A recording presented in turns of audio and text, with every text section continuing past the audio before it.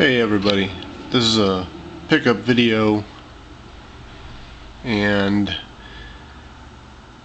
it seems to be all I do, but what you're looking at right now is a custom action figure called Mold. It was made by a guy named Frank Russo in New York, and there are only 6 of them that he made, and they have custom backer cards which are very nice looking. Basically what this is a 5.5-inch Remco style version of a toy called Manglord. Don't know if you guys remember Manglords, but Manglord was the humanoid character from that toy line from the 80s. You can probably look up the commercial on YouTube. They were made by the Ideal Toy Company, and I think they were recalled because they didn't work the way they were advertised. What you could do, according to the commercial, is stretch them, which you could do. You could stretch them. You could twist them up and tie them in knots, and yes, you could do that. But the commercial said that you could rip their limbs off and then stick them back on, and that did not work. And they didn't last very long. But anyway, this is an articulated action figure version of what was essentially just a big rubber mess. And you can see the leaves on his head there. That's really the only thing that, besides the color and the trunks, the color of the figure and the leaves, that make it look like Manglord. Manglord was pretty lanky and kind of skinny. And anyway, let me just move that aside. I really like that type of stuff. And let's see, I got a little surprise package from Josh, JCAU99. He sent me this. He said it was a keychain. It's a Britney Spears dance beat thing. That's pretty funny. And he sent me some dirty pictures inside this little matchbook box thing. This reminds me of when I was 7 years old. I found a matchbook that had a girl with her boobs out. And as a 7-year-old, I didn't know what to do with that other than stare at it constantly. But I got some video games that I'm going to show you guys. Okay? So for the Vita, I picked up this game, Soul Sacrifice. And I didn't know much about it going into it, and it turns out I really like it. I haven't really spent entirely too much time with it, but it is a pretty cool game because it's actually designed to be something that you can play very quickly and in short bursts, which is what a handheld game ought to be, really. It shouldn't be like a port of a home game, but anyway, this is a cool game. I don't know what to compare it to. It's sort of RPG-ish, but it's got a smart alecky book that has pages in it that it reads to you, and it also gives you some attitude when you touch the book. You use the touch screen a lot in this game, and you take down all these demons and you eat their souls and stuff. It's kind of like an action RPG. The RPG elements aren't that severe, so it's actually something a little more hack and slash-ish, but you don't actually have too many. I haven't encountered very many bladed weapons. You use like elemental powers and stuff. It's a different type of game. And anyway, it's pretty cool, and it has a reversible insert. The one that's clean is nothing but white artwork, excuse me, and it wraps all the way around. And I don't know, this was only $8, so I bought it blindly. Move that aside. Also for the Vita, I picked this one up really recently. It was at a pawn shop. What is this one called? Arcana Hearts 3 Love Max with 5, count them, 5 exclamation points. This too has a reversible cover. You're looking at the inside cover. The regular cover is those 3 gals there. And this is a 2D fighting game from Arc System Works, and when I was looking at this at the pawn shop, I was thinking it was probably some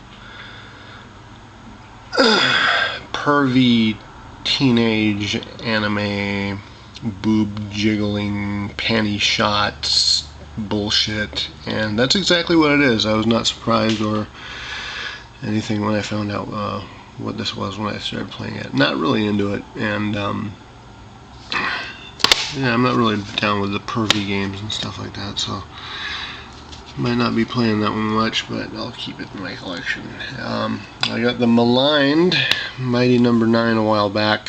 Thought I'd give it a shot because it was only $10, and I don't hate it, I don't love it, but it is what I expected it to be, which is similar to Mega Man, but not identical. It plays a little bit like Mega Man X, but whatever. It's aight. It's aight. It's not good. It's not bad. It's not worthless. It's okay. It's what you would expect from a Mega Man game that isn't a Mega Man game. This is Atari Flashback Classics Volume 2. Couldn't find Volume 1.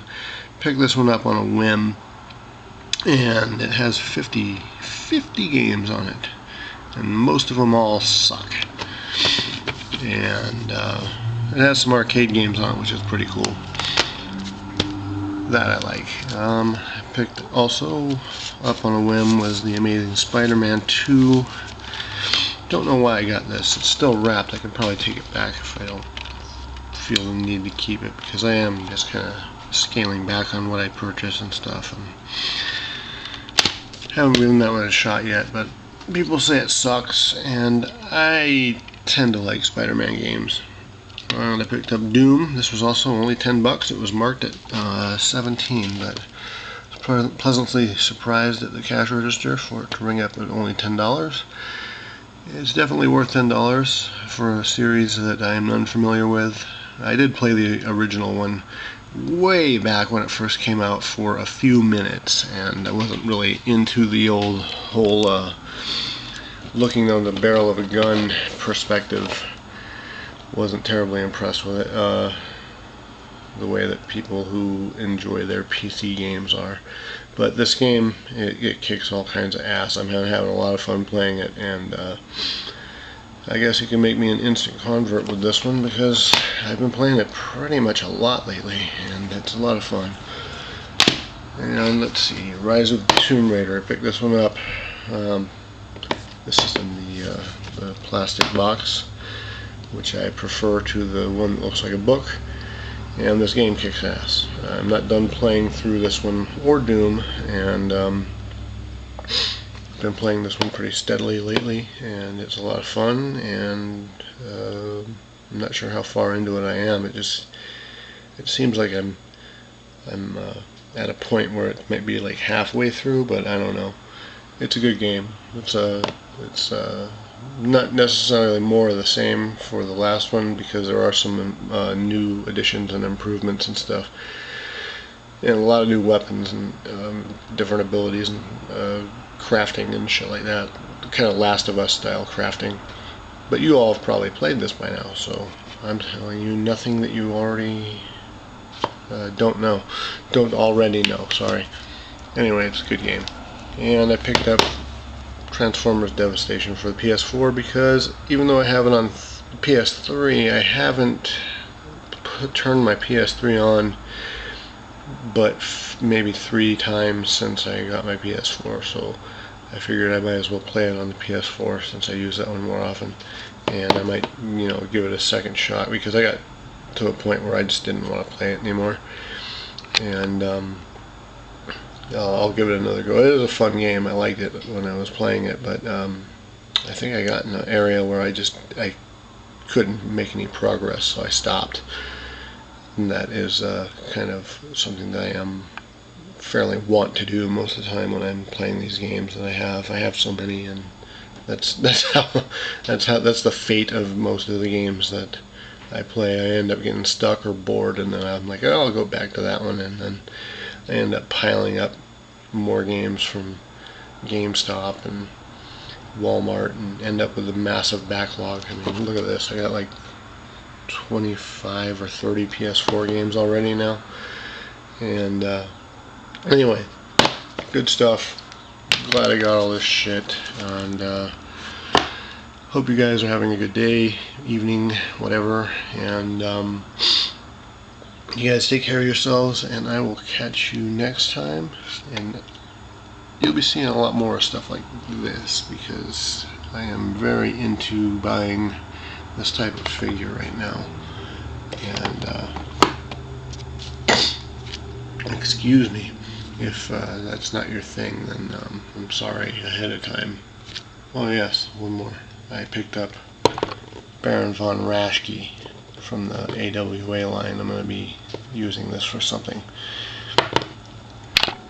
Alright, thanks for watching. You guys take care, and I'll catch you next time. Bye.